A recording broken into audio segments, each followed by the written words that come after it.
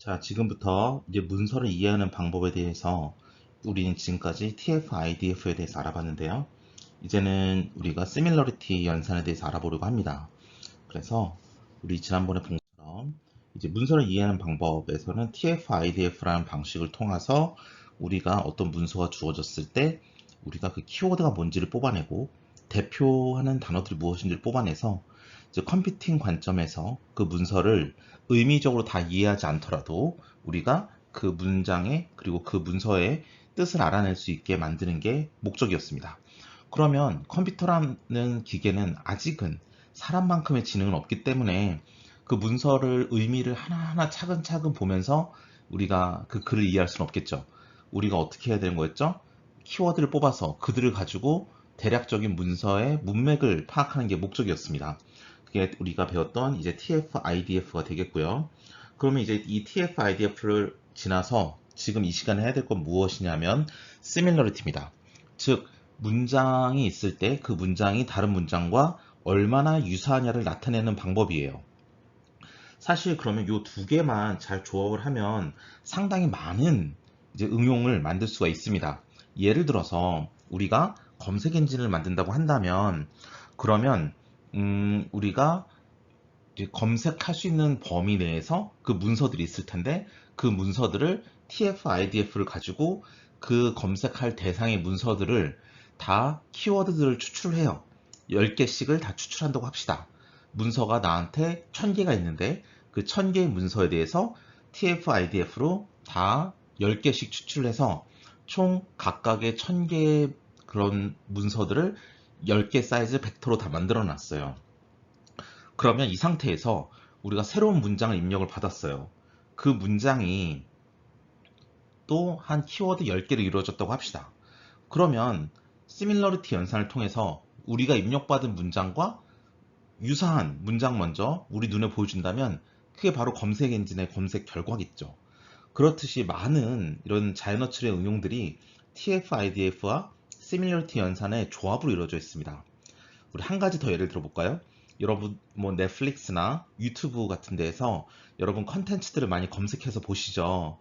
컨텐츠를 많이 검색해서 보시는데 우리 그런데 넷플릭스나 유튜브에 올라왔을 때 그러한 자료들, 그 다음에 영상들을 올라올 때마다 우리는 해시태그를 달던지 아니면 키워드 등록을 해서 올립니다. 올리는 그 컨텐츠 제작자들이.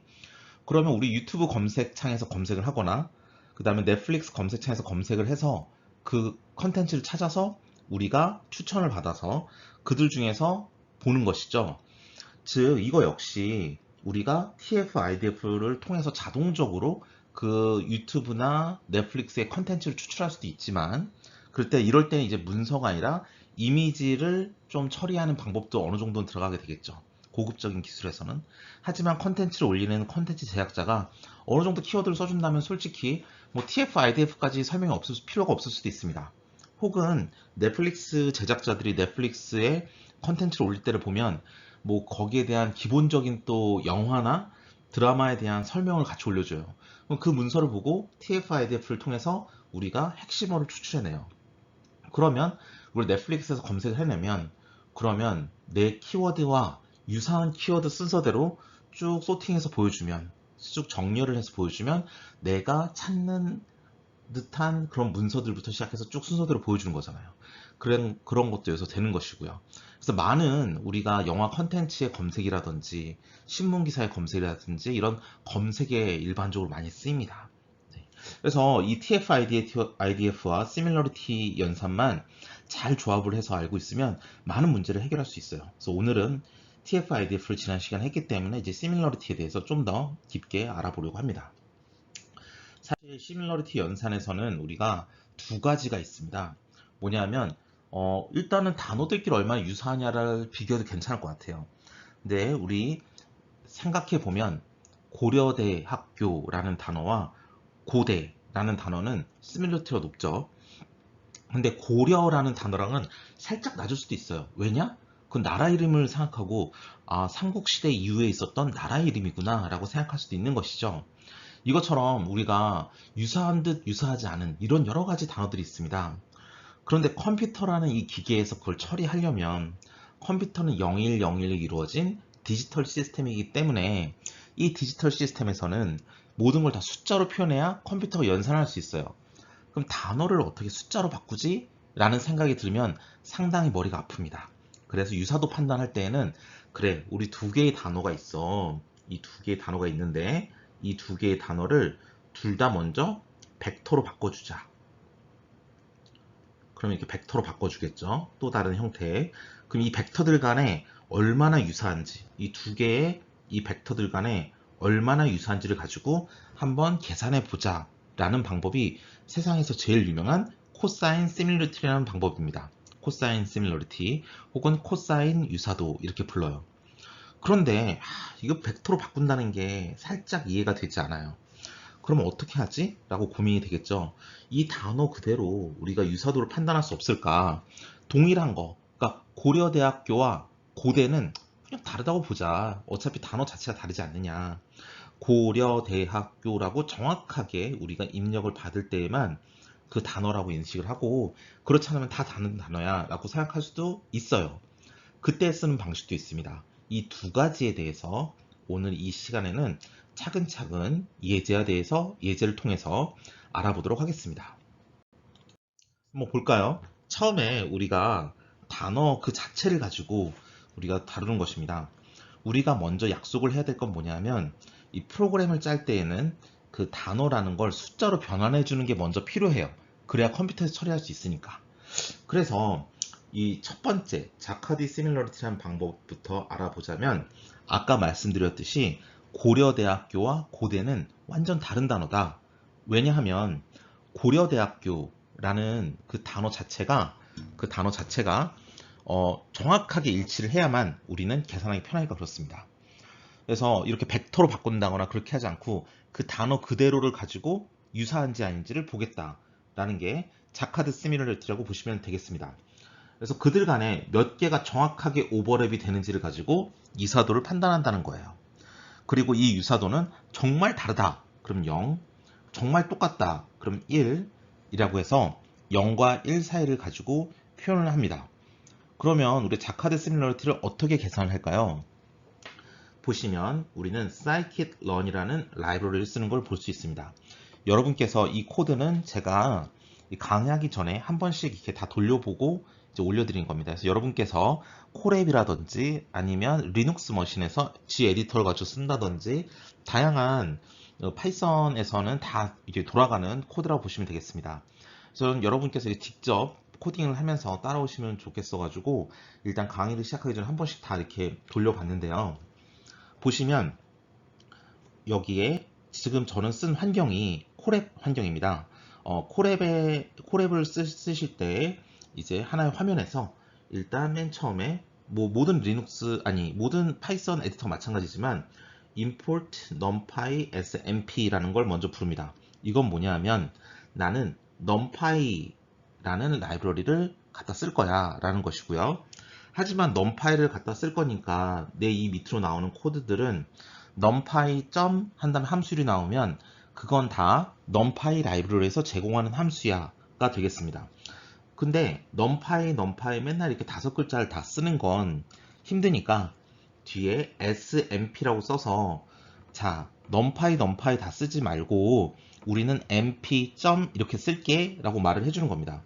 보시면 여기 mp.이라고 해서 나오고 있죠. 이건 뭐냐면 numpy에서 제공하는 array, 배열 형식으로 바꿔줘라 이 말입니다. 저 배열 형식으로 바꾸기 위해서 첫 번째 줄에 import numpy as mp라는 걸 쓴 거예요. 그럼 그 다음 걸 볼까요? 그러면 우리가 자카드 시밀러리티라는 걸 사용하기 위해서는 그걸 일일이 다 구현을 하면 할 수는 있겠지만 좀 노력이 많이 들어가니까 있는 라이브러리가 있을 겁니다. 찾아봤더니 scikit-learn이라고 부르는 라이브러리가 있어요. 거기에 .matrix에 들어가면 자카드 시밀러리티 스코어라고 해서 자카드 시밀러리티를 나타내주는 점수를 보여주는 겁니다. 즉, 이 자카드 시밀러리티 스코어라는 건 이 밑에 라인에 프린트 라인에서 보시다시피 두 개의 벡터를 입력받아서 그 벡터들이 얼마나 유사한지를 우리가 보여주는 게 이 함수가 하는 일이 되겠습니다. 그리고 여기서 주의할 점은 그 두 개의 그 배열이 그 벡터가 거의 사이즈가 동일해야 된다. 사이즈가 완벽하게. 그래야 쓸 수 있다라는 걸 말씀드리고 싶습니다. 한번 보실까요? 자카드 시밀러리티 언더바 스코어라는 함수를 임포트해서 가져왔으니까 이젠 쓸 수가 있어요. 이 안에다가 이 함수는 numpy에서 제공하는 어레이 형태로만 입력을 받기 때문에 numpy.array 한 다음에 1,3,2와 1,4,5라는 두 개의 배열을 혹은 벡터를 입력받았습니다. 자, 이렇게 두 개의 벡터를 입력받았는데 그럼 이들의 유사도는 어떻게 판단하느냐? 그게 바로 우리가 논할 자카드 시밀러리티 이론인데요. 보시면 알겠지만 이들은 여기에서 하나, 둘, 셋, 총 3개의 사이즈를 가지고 있습니다. 그래서 총 3개 중에서 과연 몇 개가 겹치느냐로 판단을 하는 거예요. 보시면 알겠지만 첫 번째 칸에는 여기는 1이고 두 번째 것도 1이에요. 동일하네요. 동일합니다. 그래서 5. 자, 두 번째 값은 3이고 여기는 4예요. 다르네요. 그래서 x고요. 세 번째 값은 여기는 2고 여기는 5예요. 역시 다르죠. 그럼 동일한 건 3개 중에 하나밖에 없다. 그래서 similarity, 유사도는 3분의 1이다 라고 표현을 합니다. 그래서 바로 이 결과를 프린트에 넣어서 찍어보면 밑에 보시는 것처럼 3분의 1에 해당하는 0.3333이 나오게 되겠습니다. 그러면 두 번째 걸 볼까요? 두 번째 걸 보시면 132와 415를 넣었어요. 여기서 보고 싶은 건 뭐냐 하면 이 전에 프린트했던 결과를 보면 132, 145였는데 요 1과 4만 순서를 바꾼 거예요. 바꾼 이유는 뭐냐면 저 1이라는 게 첫 번째 벡터와 두 번째 벡터에 동일하게 들어가고 있긴 하지만 과연 위치가 다르다면 괜찮은 것인가 라는 걸 확인하고 싶은 겁니다. 우리 첫 번째 경우에서는 1이라는 숫자가 두 개의 벡터 모두 제일 앞에 있었기 때문에 위치와 값 둘 모두 동일했던 경우고, 지금 보고 있는 두 번째 라인을 보신다면 1이라는 게 두 개의 벡터에 동시에 있긴 하지만 첫 번째 벡터에는 1이 첫 번째에 있고 두 번째 벡터에는 1이 두 번째에 있어요. 그렇기 때문에 이렇게 위치가 바뀌어도 괜찮느냐를 확인하고 싶은 거죠. 자, 첫 번째 1과 4라서 다르고 3과 1이라서 다르고 2와 5에서 다르기 때문에 만약에 위치마저 동일해야 된다는 조건이 있다면 얘는 하나도 같은 게 없습니다. 0이 될 거예요. 그래서 보시는 바와 같이 0이 됐습니다. 즉 여기서 우리가 알 수 있는 건 자카드 시밀러리티 스코어라는 함수는 우리 그 값과 위치가 모두 다 같아야지만 우리가 같다라는 결론을 주는구나 라고 알 수 있습니다. 자, 그러면 세 번째 걸 볼까요? 자, 1100, 110입니다.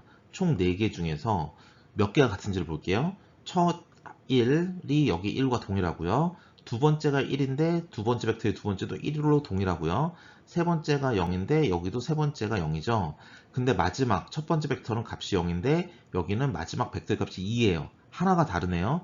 따라서 4분의 3의 2에서 우리는 이게 0.75의 유사도를 가진다라고 볼 수 있습니다. 따라서 보시는 바와 같이 0.75가 나오게 되겠고요. 그럼 마지막을 한번 볼까요? 마지막을 봤더니 총 4개라는 건 똑같지만 우리 세 번째 경우에서 이 첫 번째 벡터의 이 두 개 값을 살짝 바꿔준 거예요. 그렇죠? 그래서 1과 1, 첫 번째 경우는 같아요. 근데 두 번째는 여긴 0이지만 여기는 1이고요. 앞에는 1이지만 뒤에는 0이네요. 다르고요. 또 제일 마지막에 여긴 0이고 마지막은 2네요. 역시 다릅니다. 총 4개 중에서 단지 하나만이 그 값과 위치가 같아요. 그래서 4분의 1, 결과적으로 0.25 값이 유사도가 되겠습니다. 즉 여기서 알 수 있는 건 자카드 시밀러리티라는 것은 우리가 두 개의 벡터를 비교를 할 때 그 위치와 그 컴포넌트들의 위치와 값이 동일하게 같아야지만 같다라고 판단을 하고 전체 벡터 사이즈 대비 몇 개나 같은가를 가지고 판단을 하는구나 라고 알 수 있습니다. 그래서 오버랩, 정확하게 일치하는 오버랩을 찾는 게 이 목적이 되겠고요. 사실 이 값은 우리가 유사한 게 전혀 없다. 즉 우리가 벡터의 사이즈가 4나 5였지만 겹치는 게 하나가 없어서 그 분자가 0이라면 그럼 0이란 값이 나올 것이고요. 모든 게 다 겹친다면 사이즈가 n이었는데 n개가 모두 다 동일하다고 한다면 n분의 n이 돼서 결과적으로는 이게 1이 되겠죠. 그래서 자카드 시밀러리티는 그 값이 우리가 0과 1 사이를 가진다라고 말을 하는 것입니다. 그런데 이 자카드 시밀러리티는 단점이 있어요. 아까 말한 것처럼 정확히 같지 않으면 같다고 말할 수가 없어요. 사실 근데 그게 굉장히 어려운 일입니다. 지금 우리 정수만 보니까 뭐 0, 1, 3 이런 값들을 가지고 예제를 했잖아요. 그런데 사실 벡터를 우리가 수치로 표현하다 보면 정수만 있는 게 아니라 실수만 있는 거예요. 실수도 있을 수 있어요. 그러면 예를 들어서 소수점 열째짜리까지 표현한다 라고 한다면 3점 막 1, 2, 3, 1, 2, 3, 1, 2, 3, 1이다 라고 한다면 그 소수점 열째짜리까지 딱 똑같아야지만 자카드 시뮬러리티는 동일하다고 볼 거예요. 이런 경우가 과연 얼마나 흔할까요? 그래서 벡터로 만들었을 때 살짝 삐끗 다른 것도 우리가 다 다르다 해버리면 이거는 시뮬러리티 연산에 좀 약간 무리가 있는 거 아니냐. 그래서 우리가 얼마나 비슷한지의 정도를 어차피 이렇게 벡터로 나타냈다면 이 벡터의 각도로 우리가 유사도를 판단해 보자라는 겁니다. 즉 고려대랑 고대는 그 두 개의 단어를 벡터로 만들었을 때 뭐 어떤 연산에 의해서 여러 가지 방법이 있겠지만 벡터로 만들어서 얘는 고려대학교라는 벡터고 얘는 고대라는 벡터라면 두 개가 많은 문서에서 의미가 비슷하니까 얘 각도가 굉장히 좁게 나올 거예요. 그래서 이렇게 두 개의 벡터가 있으면 이 두 개의 벡터의 각도가 좁게 나와야 굉장히 유사도가 높다고 볼 겁니다. 왜냐면 얘네들 비슷하니까. 근데 만약에 이 각도가 하나는 벡터 이렇게 가고 있는데 나머지 하나의 벡터는 정반대쪽을 바라보고 있다 라고 한다면 여기는 각도가 지금 180도가 되겠죠. 그럼 코사인 180도는 우리 보시면 알겠지만 코사인 함수가 어떻게 생겼죠? 코사인 함수 생긴 걸 본다면 여기서부터 시작을 하죠. 각도가 0이면 이렇게 될 겁니다. 그래서 코사인 함수를 본다면 여기가 360도, 여기가 180도일 거고요. 여기가 지금 마이너스 1이 되고 여기가 1이 돼요. 이게 코사인 함수인데 이 코사인 함수 입장에서 본다면 얘네들이 너무 비슷해서 이 각도가 거의 0에 수렴한다. 완전 똑같을 정도로 비슷하다 라고 한다면 그러면 코사인 시밀러리티 값은 1에 가까울 거고요. 만약 얘네들 너무 달라서 180도만큼의 차이가 난다고 한다면 우리는 이게 마이너스 1이 될 거라고 예상이 됩니다. 그래서 코사인 시밀러리티 값들은 마이너스 1과 1 사이의 값을 가진다는 말이 이러한 코사인 연산에 의해서 그렇게 되는 겁니다. 그래서 이제 코사인 제이법칙이라는 것을 보면 우리가 두 개의 벡터를 가지고 이제 코사인 값을 구하는 건데요. 이 코사인 시밀러리티 A 벡터와 B 벡터의 유사도를 우리는 코사인 세터로 나타내는데 세터는 이제 A와 B의 시밀러리티고 이 A라는 벡터와 B라는 벡터가 얼마나 각도를 가지는지 이 세타 값을 넣어서 계산을 하는 거예요. 계산을 해보면 A와 B의 내적을 A의 길이와 B의 길이로 나누는 것이고 만약에 요 벡터 값은 내적 값은 어떻게 계산하냐? 각각의 벡터들의 컴포넌트들을 다 곱해줘서 더한 것이고 각각의 길이를 매그니튜드라 부르는 길이를 곱해서 나눠주는 겁니다. 이걸 좀 더 자세히 볼까요? 예제로 여러분께서 만약에 코사인 제이법칙이나 이런 연산에 익숙하지 않으시다면 직관적으로 이해하시기 힘드실 것 같아서 한번 예제로 우리가 이 부분을 이해해 보도록 하겠습니다. 자, 이거 다 지워보고요. 한번 예제로 본다면 이런 거랑 똑같은 거예요. 자, 우리가 1,1과 우리가 x는 1,1이고 b는 2,2라고 해봅시다. 그러면은 이 1,1이라는 벡터와 2,2라는 벡터의 두 개가 얼마나 비슷한지를 알아보고 싶어요가 되는 거예요. 자, 그러면 내적을 구하는 건 어떻게 구한다? 자, A.B라고 부르는 내적을 구하는 방식은 우리가 A는 1,1이고 B는 2,2였죠. 이걸 어떻게 계산하냐면 여러분 이 앞에 있는 것끼리 곱하고 뒤에 있는 것끼리 곱합니다. 즉 위치에 맞게 다 값들을 곱해줘요. 그러면 여기서 여러분은 뭘 구한다? 1 곱하기 2 더하기 1 곱하기 2 해서 4라는 값을 구해요. 아, 이 분자가 4구나 알 수 있어요. 자, 그럼 여기서 끝이 아니라 그럼 A라는 값과 B라는 값에 그러면 이 두 개처럼 생긴 이 절대값은 뭐냐면 각각의 벡터들의 길이를 말하는 겁니다. 길이를 어떻게 구하죠? 1,1의 길이를 구해라 라고 한다면 루트를 씌운 다음에 요 앞에 있는 값들의 제곱 1의 제곱 더하기 뒤에 있는 값의 제곱 1의 제곱을 하면 얘는 루트 안에 2가 돼요. 아, 얘는 루트 2가 되는구나. 그럼 뒤에 있는 B를 보면 얘는 2,2니까 이것의 길이를 구하라라고 한다면 루트 안에 2의 제곱 더하기 2의 제곱 들어가니까 루트 안에 4 더하기 4니까 8이 되겠죠. 그러면 이것은 2 루트 2가 될 겁니다. 그럼 얘는 2 루트 2가 돼요.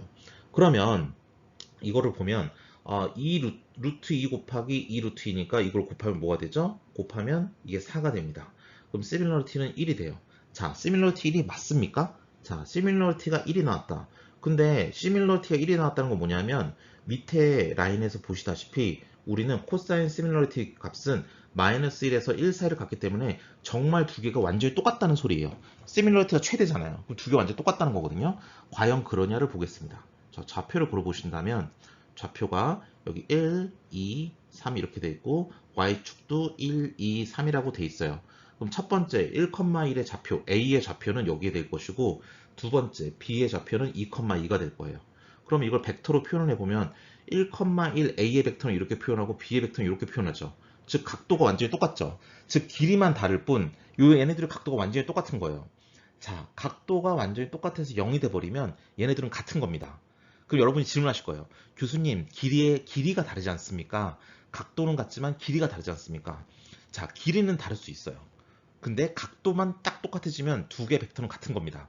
이게 약간 이해가 안 될 수 있겠지만 그거를 길이는 왜 달라도 됩니까? 왜냐하면 우리 시험 분포를 본다고 할 때 우리 그렇게 할게요. 어떤 한 반이 있어요. 우리 수강생을 듣는 이 수강 인원들 사이에서 점수 계산했더니 수능 점수 수학 분포와 영어 분포를 조사를 했어요.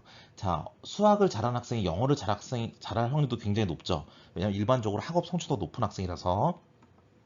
그래서 완벽하게 수학 50점 받으는 영어 50점, 수학 100점 맞으는 영어 100점 이렇게 점수 분포가 나왔다고 한번 가정을 해봅시다. 그럼 얘네들이 그 벡터가 두 개 똑같겠죠. 분포가 똑같으니까 수학 점수의 분포의 벡터, 영어 점수 분포의 벡터가 같을 거예요. 그런데 갑자기 선생님이 와서 야, 수학 점수는 100점 만점이 맞는데 영어 점수는 우리 1000점 만점으로 하자. 이유는 묻지 마라. 영어는 1000점 만점이야. 그래서 영어가 1000점 만점이 됐어요. 그러면 수학 50점 맞는 애는 영어 500점 맞는 애랑 똑같은 거고 수학 100점 맞는 애는 영어 1000점 맞는 애랑 똑같은 거예요. 즉 100배씩만 점수가 커진 것일 뿐이지 이 내부적인 특성, 즉 수학과 영어 점수가 1대1로 매핑이 정확하게 된다는 특성은 변한 게 아니죠. 그렇기 때문에 길이가 다른 건 두 개 벡터 사이에 유사도를 판단할 때는 괜찮아요. 다만 각도는 똑같아야 돼. 그 트렌디한 그 특성이 똑같아야 되기 때문에. 그래서 여러분께 말씀드리고 싶은 건 뭐냐면 1,1과 2,1은 동일한 벡터다. 각도가 0도로 정확하게 차이가 나지 않으니까. 이렇게 길이가 다르더라도 각도만 똑같으면 동일한 거다. 그러면 길이가 다르다는 건 뭐냐? 전체 문제의 사이즈가 다를 수 있으니까 길이는 다를 수 있어. 하지만 각도는 다르면 안 돼 라는 겁니다. 그리고 각도가 조금씩 다를수록 우리는 얘네들이 분포가 다르구나, 얘네들의 값의 특성이 다르구나 라고 할 수 있는 거예요. 그래서 이렇게 코사인 법칙을 활용한 코사인 제곱법칙을 활용했기 때문에 이 방식의 이름을 우리는 뭐라 부른다? 코사인 시밀러리티라고 부른다 라고 아시면 되겠습니다. 그럼 이것을 이제 코드를 통해서 한번 확인해 볼게요. 자, 여러분, 이게 제가 한번 이제 오늘 수업 전에 한번 이제 예제를 한번 다시 한번 꼼꼼히 돌려본 겁니다. 자, 일단 넘파이가 맨 처음에 있네요. 아, 뭔가 수학적인 연산 배열을 만들어주는 뭔가가 필요하구나 라는 걸 알 수 있고요. 자, 보시면 알겠지만 scikit-learn이라는 거 함수도 이 라이브러리를 또 쓰네요. 그쵸? feature extraction.txt 요게 있는데 이건 뭐냐면 우리가 센텐스라는 걸 통해서 이 안에 문장을 넣더라도 이 문장은 한글인데 이 한글을 우리가 벡터로 만들어야 뭔가 시뮬러티 연상을 하죠. 말씀드렸지만 컴퓨터는 디지털 기계입니다. 디지털 기계이기 때문에 우리가 이 기계들이 컴퓨터 디지털 기계는 숫자로 뭔가 변환이 된 것만 우리가 연산할 수 있지 이런 한글, 문장, 단어 이런 걸로 연산할 수는 없어요. 어떻게든 이거 숫자로 바꿔줘야 돼. 게다가 얘네들은 벡터들은 사이즈도 같아야 돼. 그래서 요 지금 방금 빨간색으로 네모 박스를 친 feature underbar extraction.txt는 내가 텍스트를 입력을 받아서 그거를 벡터로 만들어주는 함수를 가지고 있는 애예요. 완전 편하죠. 우리가 이 단어들을 어떻게 벡터로 만들어주지? 라는 고민을 하지 않아도 되는 거예요. 그래서 import 한 다음에 tfidf, 아까 우리 지난번에 배웠던 tfidf가 단어가 진짜 많이 쓰인다는 걸 알 수 있죠. 벡터라이저. 자, tfidf로 핵심어를 뽑은 다음에 걔를 가지고 수학적인 벡터로까지 만들어주는 함수가 아주 강력한 함수를 갖다 쓰겠다는 거예요. 그래서 센텐스라는 걸 만들어서 우리가 이렇게 한글 문장 3개를 집어넣어 봤어요. 그런데 여러분은 이상하게 생각하겠죠. 첫 번째 문장과 두 번째 문장이 똑같은데 저렇게 써도 됩니까? 라고 말씀하실 거예요. 물론 저렇게 하면 아무 의미는 없지만 여러분께 뭘 보여드리고 싶냐면 저렇게 한글로 동일한 문장이 나왔을 때에는 쟤네들끼리 얘네들이 동일하니까 벡터가 똑같이 나오겠죠. 벡터라이저로 저 TF-IDF 벡터라이저로 얘를 벡터로 만들면 동일한 한글 문장이니까 동일한 벡터가 되고 얘들끼리는 시밀러리티가 얼마다? 1이라는 걸 보여주고 싶어서 일부러 저렇게 똑같은 거 2개를 위에 배치를 했고요. 세 번째 문장은 이렇게 다른 문장이에요. 볼까요? 오늘도 폭염이 이어졌는데요. 컴마 내일은 반가운 비 소식이 있습니다. 라는 단어와 문장과 그 다음 두 번째 건 똑같으니까 세 번째 거로 넘어가면 폭염을 피해 놀러 왔다가 갑작스런 비로 망연자실하고 있습니다. 라는 2개의 문장을 이제는 둘 다 벡터로 만든 다음에 동일 사이즈에 얘네들을 가지고 코사인 시밀러리티 함수에 집어넣으면 이 2개 문장이 얼마나 비슷한지를 알 수 있어요.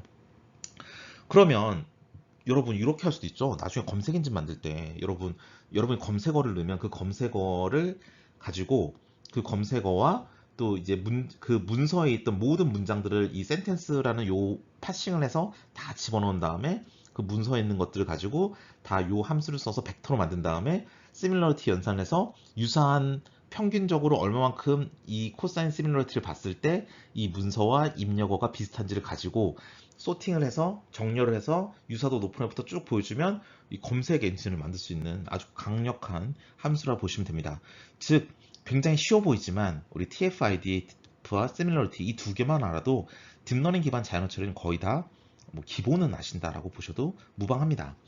그래서 우리가 요 TF-IDF 벡터라이저는 이 강력한 애를 사용하기 위해서 얘를 가지고 객체를 가져옵니다.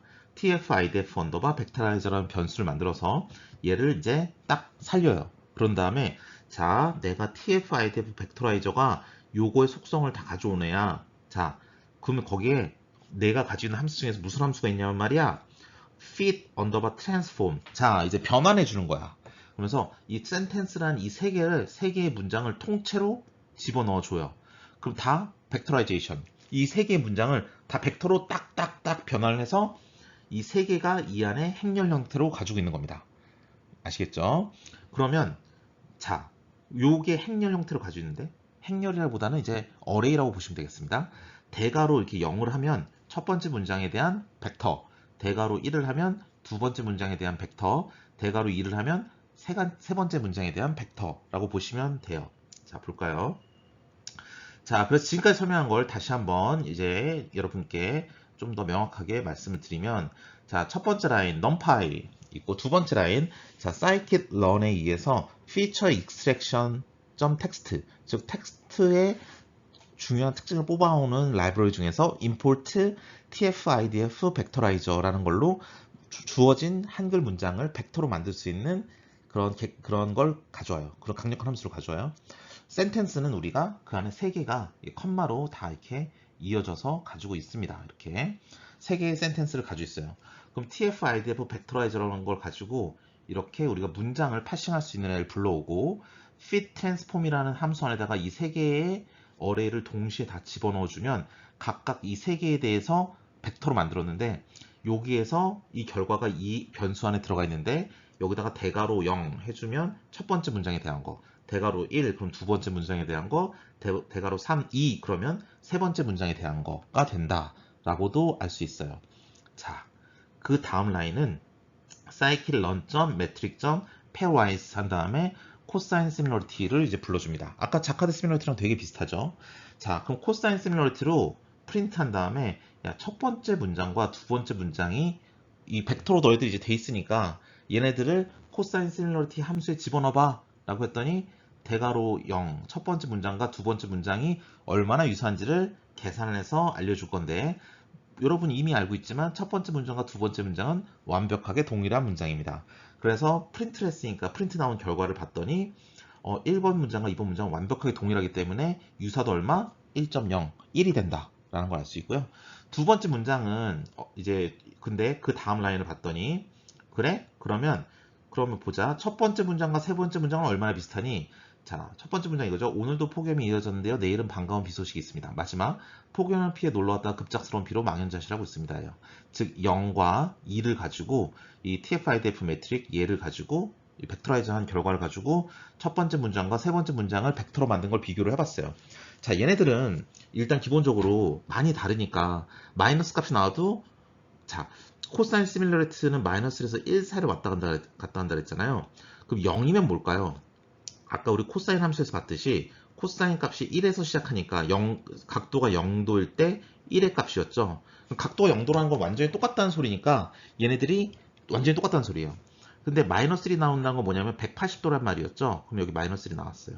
그럼 뭐죠? 완벽하게 반대쪽으로 보고 있다는 거예요. 마이너스 1이 제일 낮은 거야. 그럼 0일 때는 뭡니까? 0일 때는 이렇게 되니까 0일 때는 90도라는 소리예요. 90도면 두 개의 벡터가 이렇게 직각이라는 소리예요. 직각이면 뭐다? 아무런 관계가 없다는 소리예요. 근데 직각이 아니라 살짝만이라도 안으로 이렇게 돼 있으면 뭐죠? 관련이 조금이라도 있다는 소리예요. 살짝 90도로 벗어나면 뭐죠? 아, 얘는 일단 완전히 다르다 쪽으로 가고 있는 거니까 반대되는 의미를 가지는 것 같아요. 자, 그래서 코사인 시밀러리티를 가지고 또 알 수 있는 건 뭐냐면 이 코사인 시밀러리티 값을 구했을 때 0이 나왔다. 1이 나오면 완전 똑같은 거고 여기 본 것처럼 마이너스 1이 나오면 완전 다른 거예요. 0이 나오면 둘은 아무 상관이 없단 말이에요. 근데 양수가 나오면 무슨 말이냐면 뭔가 상관이 있어. 근데 상관의 정도만 다를 뿐이야. 0에 가까운 양수면 상관은 좀 있지만 좀 많이 다르다. 1에 가까운 양수가 나오면 둘이 굉장히 유사하다. 근데 요 사이는 뭐다? 내가 아무 상관없는 것과 반대의 관계죠. 그러니까 요 값이 작으면 내가 반대되는 의미가 같긴 한데 그 정도가 그렇게 심하진 않아. 이고 마이너스에 가까운 마이너스 0.9 정도 된다고 한다면 굉장히 많이 다르다. 근데 완벽하게 다른 건 아니야 라고 보시면 되겠습니다. 그런데 얘네들 보면 우리 다시 일로 돌아와서 첫 번째 문장을 보면 폭염이라는 단어, 비라는 단어라는 단어가 있죠. 마지막 문장도 폭염이라는 단어와 비라는 단어가 있고 사실 이 위에 첫 번째 문장과 마지막 문장을 보면 이것들이 주된 핵심 단어들 같긴 해요. 뭐 오늘이라는 단어도 있고 뭐 내일도 있고 반갑다는 단어도 있고 여기는 놀러 왔다는 개념도 있고 망연자실하다는 것도 있고 갑작스럽다는 것도 있고 여러 가지가 있긴 하지만 일단 기본적으로 이 위 아래는 비랑 폭염이란 단어는 공유하고 있어요. 그러니까 어느 정도 유사한 것 같죠? 그렇죠? 오늘 폭염이 이어졌는데 내일은 비가 올 거야 라는 단어와 폭염으로 놀러 왔다가 갑작스레 비가 와서 망연자실하고 있어. 이러면 이 둘 사이는 뭔가 뭐 되게 더우니까 비가 내렸으면 좋겠다? 뭐 더운 거 비? 약간 이런 뭔가 유사점이 있어요. 그러니까 보시다시피 코사인 시밀러리티를 계산했을 때 얘네들은 양수값은 나와요. 하지만 두 개의 문장이 말하고 있는 의미가 정확하게 똑같은 건 아니기 때문에 우리가 양수긴 양수지만 우리가 그 값은 그렇게 크지 않은 양수가 나온다 라고 보시면 되겠습니다. 즉 이 페이지의 핵심은 뭐냐면 이 페이지의 핵심은 바로 보시다시피 이 TF-IDF 벡터라이저라는 걸 가지고 이 함수를 가지고 우리가 주어진 한글 문장을 벡터로 만들 수 있고 그들 간의 코사인 시밀러리티를 통해서 우리가 얼마나 유사한지를 수치화할 수 있다. 그럼 그 값을 가지고 뭘 할 수 있다? 우리가 나중에 어떤 한글 문장들로 검색어가 들어왔을 때 그걸 수치 벡터로 만들고 그들 간의 유사도 판단을 통해서 우리가 뭔가 재밌는 검색 엔진이라든지 아니면 추천 시스템이라든지 이런 걸 만들 수 있는 힌트를 여기서 얻을 수 있다 라고 보시면 되겠습니다. 그래서 이 코드가 굉장히 중요한 코드가 되겠습니다. 다시 한번 여러분께 말씀드리지만 이 코사인 시밀러리티는 정말 많은 곳에 쓰입니다. 지금 대부분 제가 검색 엔진 얘기를 하고 있지만 꼭 검색 엔진 뿐만 아니에요. 추천 시스템도 마찬가지입니다. 넷플릭스에 새로운 드라마가 만약에 들어왔다라고 한다면 김중원이라는 사람이 그동안 넷플릭스에 엄청나게 많은 드라마를 봐왔다. 그런데 그 각각의 드라마들은 이렇게 여러 가지 그 드라마에 대한 요약문을 가지고 요약문들이 이렇게 쫙 드라마들에 대해서 있으면 이것들을 가지고 TF-IDF 벡터라이저로 다 벡터 형식으로 다 정보가 저장돼 있어요. 자, 김중원이 지금까지 봐온 애들을 리스트로 만들어서 다 벡터로 만들고 있어. 얘네들이 다 비슷한 데를 볼 가능성이 굉장히 높아요. 왜냐? 김중원이라는 사람 취향이 있으니까. 근데 새로운 영화 콘텐츠가 들어왔어. 얘를 벡터로 만들었어. 두 개 비교를 했어. 되게 비슷하네? 김중원이 좋아할 것 같은데? 하면서 오늘의 추천 콘텐츠 하고 딱 보내주는 겁니다. 그렇기 때문에 요거 하나가 굉장히 짧긴 하지만 굉장히 많은 자연어 처리에서 응용 분야를 담고 있다 라고 보시면 되겠습니다.